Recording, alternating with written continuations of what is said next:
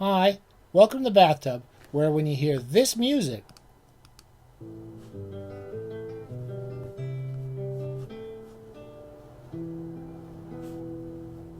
and we stop it really quick so we don't, because we don't want to get sued.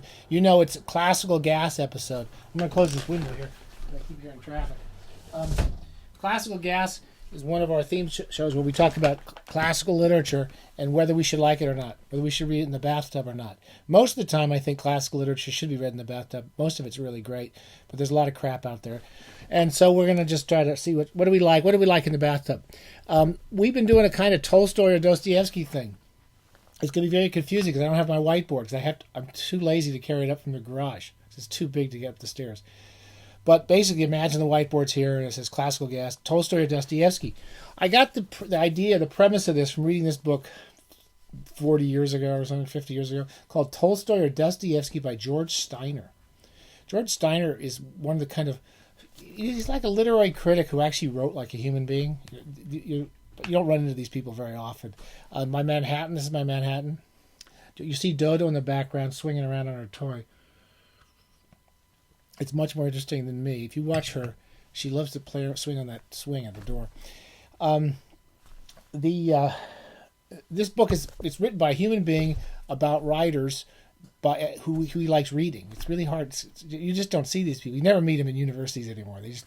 They would throw this guy out of. He would never get tenure at Yale. This guy or Harvard would throw him right out of his ass because he makes sense and he's actually a pleasure to read. I don't always agree with Steiner. But I do like the premise, and so he's taking these two major writers in Russia, but at the same time responding to similar events. You know, the slow erosion of the monarchy's power and the uprisings of the serfs and the intelligentsia's attempt to sympathize and to help this ridiculous slave system that's operating and the slow amelioration of these conditions and dissatisfaction with the slowness at the same time. So all these different things that Tolstoy and Dostoevsky are both responding to, and this kind of big, vast mess of Russia. It's a fascinating period of time. I'll read just a little paragraph just to remind you that people can write like human beings. It's the very beginning of Tolstoy or Dostoevsky. But why Tolstoy or Dostoevsky? Because I propose to consider their achievements and define the nature of their respective genius through contrast. The Russian philosopher Berdyaev wrote, "It would be possible to determine two patterns, two types among men's souls, the one inclined toward the spirit of Tolstoy, the other toward that of Dostoevsky. Experience bears him out. A reader may regard them as the two principal masters of fiction, that is to say, he may find in their novels the most inclusive and searching portrayal of life. But press him closely, and he will choose between them. If he tells you which he prefers and why, you will, I think, have penetrated into his own nature. The choice between Tolstoy and Dostoevsky foreshadows what existentialists would call an engagement. It commits the imagination to one or the other of two radically opposed interpretations of man's fate, of the historical future, and of the mystery of God." So quite simply, he says it when we pose certain contrasts, not all contrasts, but certain contrasts, our final affection for one over the other tells us something a bit about ourselves and our own approach to life. I think that's quite a cool way of looking at these two writers. When I was young, I've said this in the previous episodes, Dostoevsky I loved much more than I liked any of the other Russian writers. And as I got older, I haven't read him in 40 years.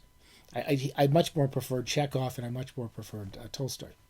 Now, I'm going back to reread him and really getting some of the old buzz I used to get as a kid when I read Dostoevsky. And I'm trying to read through him sequentially for a while. I haven't done any Tolstoy reading for ages now. It's been years since I read War and Peace or reread War and Peace.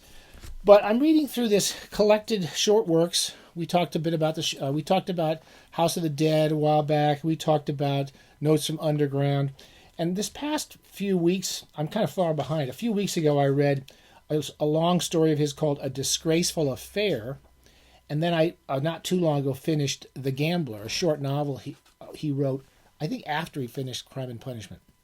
And they're both really good Dostoevskys, really good Dostoevskys. And A Disgraceful Affair reminds me of all the sort of stuff I remember loving about him when I was young, because he gets at that dual nature of people where you really want people to like you. And at the same time, you don't want them to take control of you or think you're weak. And his character in this Disgraceful Affair is some minor official. He runs some office. I forget what he does. And he wants his employees to like him. And he comes up with this crazy idea where one of the employees is getting married. And this guy decides, I'm going to drop by the guy's wedding party after the wedding and just say hi and leave and show it and give them some generous speech and leave and not make and just make them realize that I'm not an asshole. I'm actually somebody who's sort of a nice guy. This is a very similar premise in a lot of the Dostoevsky stories, that people want to go off and show that they're nice people. And he shows up at this party, and he shows up and everything he does is wrong. Everything he means to say, he's planned this whole thing out where he's going to show up and everyone's going to like him and think he's a cool guy. And everything he does just falls flat. You know how that feels when you think you got this whole way, you're going to make this entrance at something and people are going to like you. And everything you do just doesn't work. And he comes in with these crazy behavior, and he gets worse and worse. He starts drinking. He eats their food. He totally ruins his party for everybody, including himself. And at the end, the last few pages are about the incredible shame he feels. He goes home and he feels so ashamed. And Dostoevsky does a lot with shame. He really gets that sense of shame that people have when they've gone off with these great noble intentions and then completely come off just feeling ridiculous. And the last few pages, he thinks he's going to hide away forever, and then he realizes he can't do it, and he comes up with he becomes even more strict. He starts saying, well, what I got to do now is go into the office and be tough. I'm going to show discipline. It's a really, really good story about a guy who's, again, in Dostoevsky, they have people, all his characters have these kind of noble intentions. They wish to do well, and they completely screw it up all the time. And then they get angry and they get ashamed, and that rage comes out. It's a wonder. He really does. He does really absorb you, particularly when you're a young man. I think that those extremes of emotion, he really hits those really clearly for teenagers and adolescent readers. The Gambler is a little less histrionic, but it's still a pretty great story. It's about a guy he's another one of these kind of middle of the road characters. He's a tutor for some well-off family, and he goes to some, I forget where I can't remember where they go to for a holiday, but there's a gambling place there. And I guess Dostoevsky was a roulette addict. He really would get obsessed with roulette and lost tons of money. And when he'd win the money, he'd always this guy goes down there to make some money for this girl he likes. And it's about his relationship with this girl. He's supposed to be tutoring in the family. And again, it's all extremes. He doesn't understand her, and she doesn't understand him, but they both clearly have an affection for one another. And this guy just screws everything up. First of all, he starts gambling for her, and then and then an old woman from the family, I think the granny or the auntie, I forget what they said. This old woman in the family who has all the money. They're all waiting for her to die. And she shows up, and she says, what are you doing in this gambling casino? You guys are crazy. You're wasting all your money. And she goes down to the casino, and she has this power fantasy that she has to be able to bet on double zero and it's going to win. And she insists on sitting there until she wins, and then she wins a ton of money. And then basically, the real gambler of the story is her. She loses almost everything. And then this kid again going back down. And it's all these people basically who are trying to, it's not like they're trying to prove themselves, but, he doesn't, Dostoevsky doesn't talk about it like an addiction. He talks about it as a kind of existential choice, the ability to go out and to put everything on the line, and it's your decision. It's your freedom, and your freedom to fail.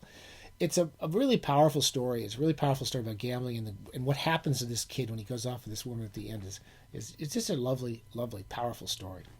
So anyway, Dostoevsky's still cool. I like him. I don't know where this, many years from now, I guess we'll come down whether I'm for Tolstoy or Dostoevsky, but I'm enjoying reading and rereading Dostoevsky. That's about it. I think that's it. I'm trying to do a few of these. I'm kind of far behind. And there's Dodo. Dodo, you want to say hi? She didn't say anything. Happy bathing. We'll do more Tolstoy and Dostoevsky soon.